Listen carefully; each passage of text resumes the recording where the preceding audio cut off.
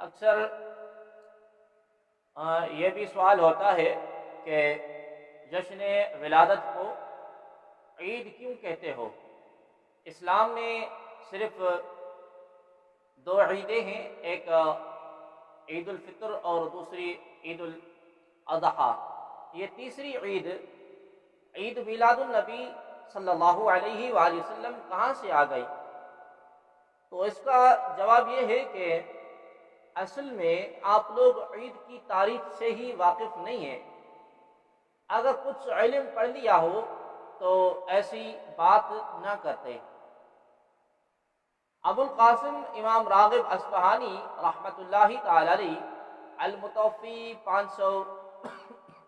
502 ہجری عید کی تعریف بیان کرتے ہوئے لکھتے ہیں کہ عید اسے کہتے ہیں جو بار بار لوٹ آئے۔ شریعت میں یہ لفظ یوم الفطر، یوم النحر کے لیے خاص نہیں ہے۔ عید کا دن خوشی کے لیے مقرر کیا گیا ہے۔ رسول اکرم نور مجسم صلی اللہ تعالی علیہ وآلہ وسلم نے ارشاد فرمایا، عید کے ایام کھانے پینے اور اپنے اہل و عیال کے ساتھ وقت گزارنے کے لیے ہیں، اس لیے ہر وہ دن جس میں خوشی حاصل ہو اس دن کے لیے عید کا لفظ مستعمل ہو گیا، جیسا کہ اللہ تبارک و تعالی جل جلالہ حضرت سیدنا عیسیٰ علیہ السلام کی دعا سے متعلق ارشاد ہے کہ ہم پر آسمان سے خوان یعنی کھانا اتار کہ وہ ہمارے اگلوں اور پچھلوں کے لیے عید ہو۔ اور عید انسان کی اسی حالت خوشی کو کہتے ہیں جو بار بار لوٹ کر آئے، اور العائدہ ہر اس منفعت کو کہتے ہیں جو انسان کو کسی چیز سے حاصل ہو۔ علامہ راغب اصفہانی رحمۃ اللہ تعالی علیہ کے مذکور بالا کلام سے معلوم ہوا کہ عید ہر اس دن کو کہتے ہیں جس میں انسان کو خوشی حاصل ہو، جس میں اللہ تبارک و تعالی کی طرف سے کوئی خصوصیت اور نعمت عطا ہوئی ہو، جسے کسی خوشی کے موقع سے کوئی خاص مناسبت ہو۔ الحمدللہ رب العالمین علی احسانہ کہ 12 ربیع الاول کے موقع پر یہ تینوں صورتیں ہی جمع ہوتی ہیں۔ آپ خود ہی فیصلہ کیجئے کہ ایک مسلمان کے لیے حضور پر نور صلی اللہ تعالی علیہ وآلہ وسلم کی ولادت پاک کے دن سے بڑھ کر کیا خوشی ہو سکتی ہے۔ اس خوشی کے سبب بھی 12 ربیع الاول کو عید کا دن قرار دیا جاتا ہے۔ آپ کریم صلی اللہ تعالی علیہ وآلہ وسلم جن کے صدقے میں ہمیں خدا کی پہچان ملی، ایمان کی لازوال دولت ملی، قرآن جیسا بابرکت تحفہ ملا، جن کے صدقے زندگی گزارنے کا ڈھنگ ملا، جن کی ذات اقدس ہمارے لیے سراپا رحمت ہے، ان سے بڑھ کر کون سی رحمت اور کون سی نعمت ہے؟ اگر حضرت عیسیٰ علیہ السلام کے حواری خوان نعمت عطا ہونے والے دن کو عید کہہ سکتے ہیں، اور وہ دن ان سے اگلوں اور پچھلوں کے لیے یوم عید ہو سکتا ہے، تو ہم بدرجہ اولا اس بات کے مستحق ہیں کہ امام الانبیاء صلی اللہ تعالی علیہ وآلہ وسلم کے روز ولادت کو عید میلاد النبی صلی اللہ علیہ وآلہ وسلم کا نام دیں اور عید منائیں۔ کہتے ہیں کہ کسی معتبر کتاب میں یوم میلاد کو عید نہیں لکھا گیا۔ فی الوقت میرے پاس موجود کتاب جو کے اعتبار سے صرف اتنا ہی کہوں گا کہ مولوی اشرف علی تھانوی صاحب نے اور تمام علماء دیوبند نے اسی کتاب کو اپنی تحریروں کی وقعت ظاہر کرنے کے لیے حوالہ دے کر جگہ جگہ اس کا ذکر کیا ہے، اور نشر طیب تو اس کتاب کے حوالوں سے بھری ہوئی ہے۔ اور معترضین کی مزید تسلی کے لیے عرض ہے کہ اس کتاب کو عربی متن کے اور اردو ترجمے پر تعریفی تقاریر علماء دیوبند نے لکھی ہیں۔ اس کتاب کا نام ہے مواہب لدنیہ، ترجمہ کو سیرت محمدیہ بھی کہتے ہیں۔ امام احمد بن محمد بن ابی بکر الخطیب قسطلانی رحمۃ اللہ تعالی علیہ کی یہ کتاب 500 برس پرانی ہے۔ اس کی شرح امام زرقانی نے 8 ضخیم جلدوں میں علامہ ابو عبداللہ محمد زرقانی نے لکھی ہے، جو اہل علم میں بہت قدر کی نگاہ سے دیکھی جاتی ہے۔ 1338 ہجری میں جن علماء دیوبند نے اس کتاب پر تعریفی تقاریر لکھی ہیں، ان کے نام بھی آپ ملاحظہ فرمائے۔ جناب محمد احمد محتمم دارالعلوم دیوبند، مفتی عالیہ عدالت ممالک سرکار آصفیہ نظامیہ، جناب محمد عبدالرحمن مددگار محتمم دارالعلوم دیوبند، جناب اعزاز علی مدرس مدرسہ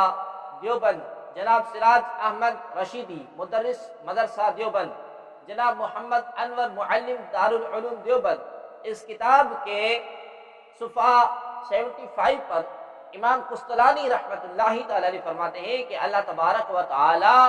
اس مرد پر رحم کرے جس نے حضور صلی اللہ علیہ وآلہ وسلم کی ولادت کے مبارک مہینے کی راتوں کو عیدین اختیار کیا ہے، تاکہ اس کا یہ عید اختیار کرنا ان لوگوں پر سخت تر بیماری ہو جن کے دلوں میں سخت مرض ہے اور عاجز کرنے والی لا دوا بیماری آپ کے مولد شریف کے سبب ہے۔ 9ویں صدی کے محدث ہیں حضرت امام قسطلانی رحمۃ اللہ تعالی علیہ فرماتے ہیں کہ اللہ تبارک و تعالی اس پر رحمت نازل فرماتا ہے جو میلاد النبی صلی اللہ علیہ وآلہ وسلم کی رات بطور عید میلاد مناتا ہے، اور جس بدبخت کے دل میں عناد اور دشمنی کی بیماری ہے وہ اپنی دشمنی میں اور زیادہ سخت ہو جاتا ہے۔ لکھتے ہیں کہ وقد رؤی ابو لہب بعد موتی في النوم فقيل له ما حالك فقال في النار إلا أنه خفف عني كل ليلة اثنين وأمس من بين أصبعي هاتين ماء وأشار برأس أصبعه وعن ذلك باعتافي ثوبي عندما بشرتني بولادة النبي صلى الله عليه وسلم وبأرضاعها له۔ قال ابن الجوزي فإذا كان هذا أبو لهب الكافر الذي نزل القرآن بذمه جوزي في النار حتى ليلة مولد النبي صلى الله عليه وسلم به، فما حال المسلم الموحد من أمته عليه السلام الذي يسر بمولده ويبذل ما تصلي إليه قدرته في محبته صلى الله عليه وسلم لعمره، أنما يكون جزاؤه من الله الكريم أن يدخله بفضله العميم جنات النعيم۔ ولا زال أهل الإسلام يحتفلون بشهر مولده عليه السلام ويعملون الملائم ويتصدقون في لياليه بأنواع الصدقات ويظهرون سرورا ويزيدون في المبرات ويعتنون بقراءة مولده الكريم ويظهر عليهم من بركات كل فضل عميم۔ ومما ضرب من خواصه أنه أمان في ذلك العام وبشرى عاجلة بنين البغي والمرام، فرحم الله عمرا اتخذ ليالي شهر مولده المبارك أعيادا ليكون أشد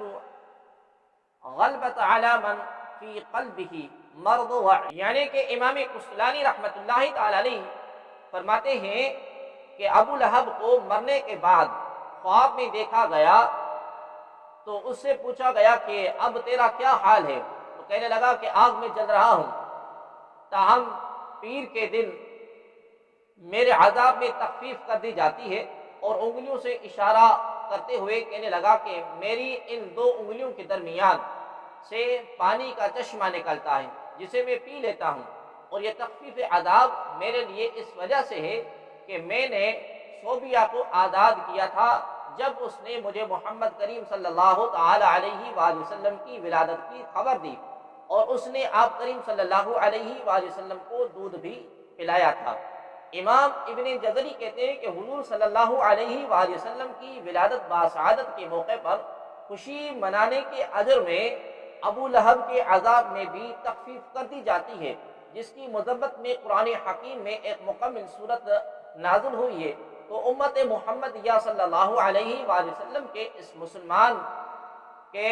اس مسلمان کو ملنے والے اجر اور ثواب کا کیا عالم ہوگا جو آپ کے میلاد کی خوشی مناتا ہے اور آپ کریم صلی اللہ علیہ وآلہ وسلم کی محبت اور عشق میں حسب استطاعت خرچ کرتا ہے۔ خدا کی قسم میرے نزدیک اللہ تبارک و تعالی ایسے مسلمان کو اپنے محبوب صلی اللہ تعالی علیہ وآلہ وسلم کی خوشی منانے کے توفیق اپنے فضل کے ساتھ اپنی نعمتوں بھری جنت عطا فرمائے گا۔ اور ہمیشہ مسلمانوں کا یہ دستور رہا ہے کہ ربیع الاول کے مہینے میں میلاد کی محفلیں منعقد کرتے ہیں، وہ دعوتیں کرتے ہیں، اس کی راتوں میں صدقات اور خیرات اور خوشی کے اظہار کا اہتمام کرتے ہیں، اور ان کی کوشش یہ ہوتی ہے کہ ان دنوں میں زیادہ سے زیادہ نیک کام کریں۔ اس موقع پر ولادت باسعادت کے واقعات بھی بیان کرتے ہیں۔ میلاد شریف منانے کی خصوصی تجربات میں محفل میلاد منعقد کرنے والے سال بھر امن اور عافیت میں رہتے ہیں، اور یہ مبارک عمل ہر نیک مقصد میں جلد کامیابی کی بشارت کا سبب بنتا ہے۔ اللہ تبارک و تعالی اس پر رحمتیں نازل فرماتا ہے جو میلاد النبی صلی اللہ علیہ وآلہ وسلم کی شب بطور عید مناتا ہے، اور جس بدبخت کے دل میں عناد اور دشمنی ہے وہ اپنی دشمنی میں اور زیادہ سخت ہوتا ہے۔ بحوالہ المواہب اللدنیہ جلد نمبر اول صفحہ نمبر 78، مطبوعہ دار الکتب علمیہ بیروت۔ جب سورۃ مائدہ کی تیسری آیت الیوم اکملت لکم دینکم نازل ہوئی تو یہودی اسے عام طور پر زیر بحث لاتے ہوئے مسلمانوں کے ساتھ مکالمہ کرتے تھے، اور یہ روایت بخاری کے اندر موجود ہے کہ عن عمر بن الخطاب رضی اللہ تعالی عنہ ان رجلا من اليهود قال له يا امير المؤمنين آية في كتابكم تقرؤونها لو علينا معشر اليهود نزلت لاتخذنا ذلك اليوم عيدا قال اي آية قال اليوم اكملت لكم دينكم واتممت عليكم نعمتي ورضيت لكم الاسلام دينا قال عمر قد عرفنا ذلك اليوم والمقال الذي نزلت فيه على النبي صلى الله عليه وسلم وهو قائم بعرفہ یوم جمعہ۔ بحوالہ بخاری شریف کتاب الایمان باب زیادت الایمان و نقصان جلد نمبر اول حدیث نمبر 45 صفحہ نمبر 25۔ یعنی حضرت سیدنا عمر بن خطاب رضی اللہ تعالی عنہ سے روایت ہے کہ ایک یہودی نے ان سے کہا کہ اے امیر المؤمنین، آپ اپنی کتاب میں ایک ایسی آیت پڑھتے ہیں، اگر وہ آیت ہم گروہ یہود پر اترتی تو ہم اس کے نزول کا دن عید بنا لیتے۔ آپ نے پوچھا کون سی آیت ہے؟ اس نے کہا کہ الیوم اکملت لکم دینکم واتممت علیکم نعمتی ورضیت لکم الاسلام دینا، یعنی کہ آج میں تمہارے لیے تمہارا دین مکمل کر دیا اور تم پر اپنی نعمت پوری کر دی، اور تمہارے لیے اسلام کو بطور دین یعنی مکمل نظام حیات کی حیثیت سے پسند کر لیا۔ حضرت سیدنا عمر رضی اللہ تعالی عنہ نے فرمایا کہ جس دن اور جس جگہ یہ آیت حضور کریم صلی اللہ علیہ وآلہ وسلم پر نازل ہوئی ہم اس کو پہچانتے ہیں۔ آپ صلی اللہ علیہ وآلہ وسلم اس وقت جمعے کے دن عرفات کے مقام پر کھڑے تھے۔ اس حدیث میں قابل غور نقطہ یہ ہے کہ یہودی نے سوال کیا کہ اگر تکمیل دین کی یہ آیت ہم پر اترتی تو اس کے نزول کا دن عید کے طور پر مناتے، آپ ایسا کیوں نہیں کرتے؟ انہیں مغالطہ تھا کہ شاید مسلمان اسے عام دن کے طور پر ہی لیتے ہیں۔ یہاں جواب بھی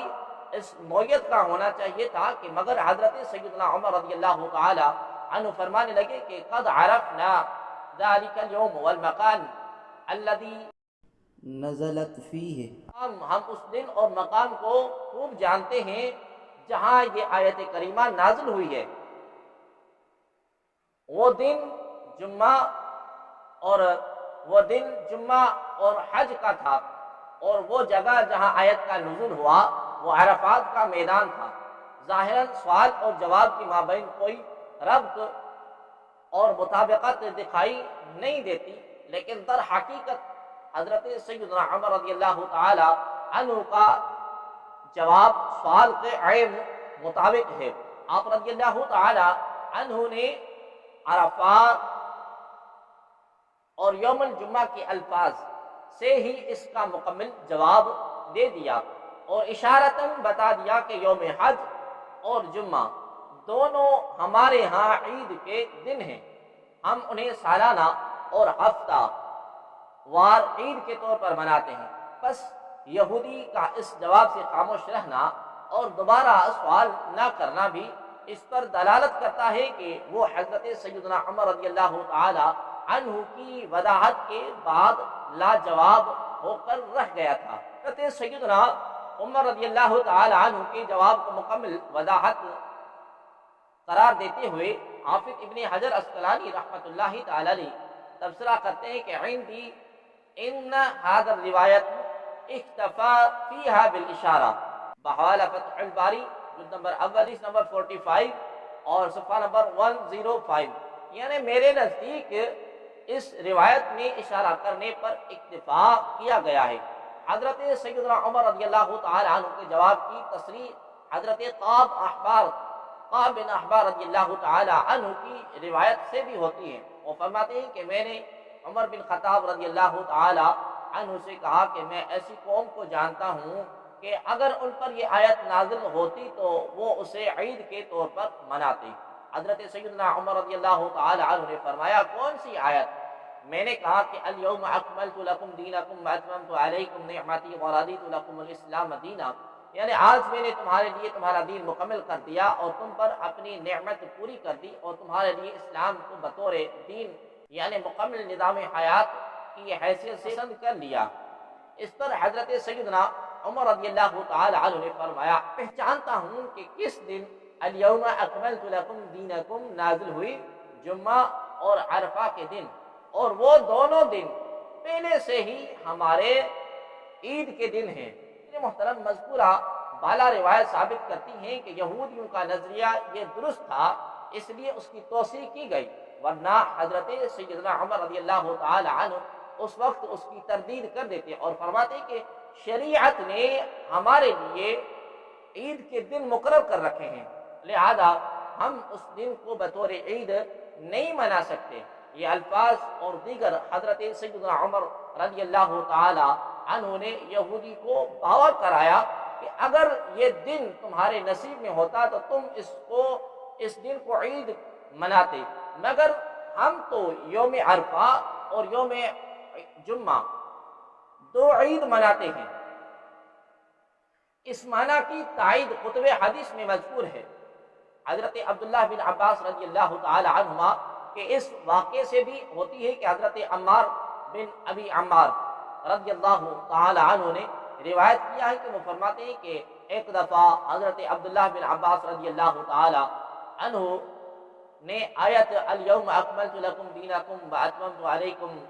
نعمتی ورضیت لکم الاسلام دینا تلاوت کی تو آپ کے پاس ایک یہودی کھڑا تھا۔ اس نے کہا کہ اگر یہ آیت ہم پر نازل ہوتی تو ہم اس کے نزول کے دن عید کے طور پر مناتے۔ حضرت عبداللہ بن عباس رضی اللہ تعالی عنہ نے فرمایا کہ فَإِنَّهَا نَزَلَتْ فِي يَوْمِ عِيدَيْنِ فِي يَوْمِ الْجُمْعَةِ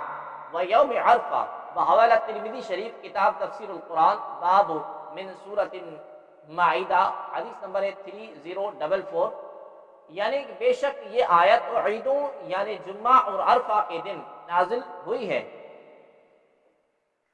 حضرت عبداللہ بن عباس رضی اللہ تعالی عنہ نے یہودی کا قول رد نہیں کیا بلکہ اس کی تائید کرتے ہوئے فرمایا کہ یہ آیت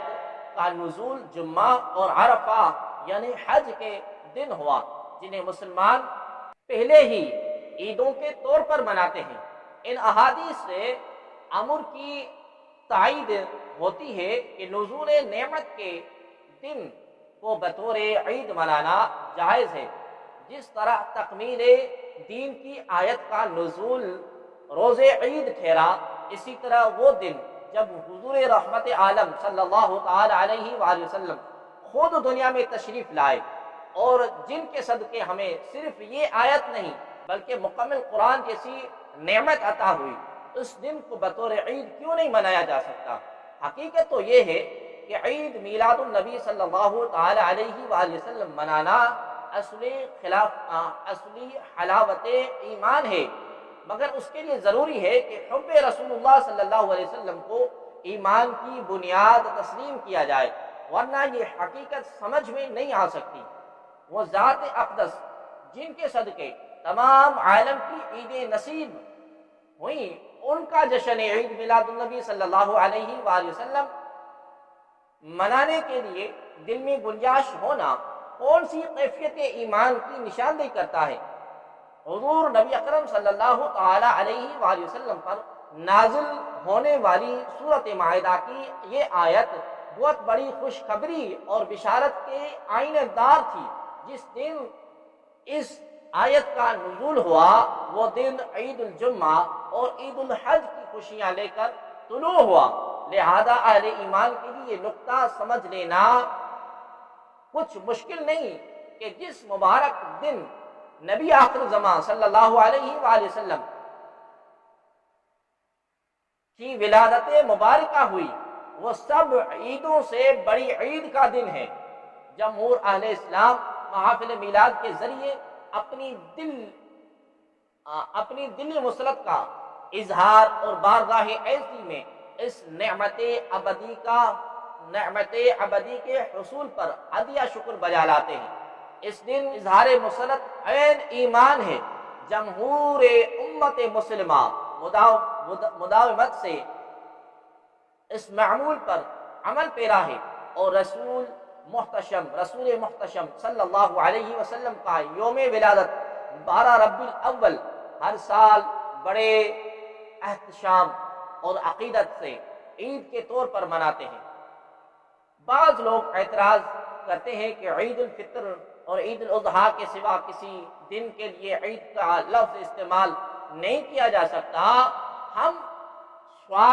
ہم یہی سوال حضرت عبداللہ بن عباس رضی اللہ تعالی عنہما کی طرف لے جاتے ہیں کہ کیا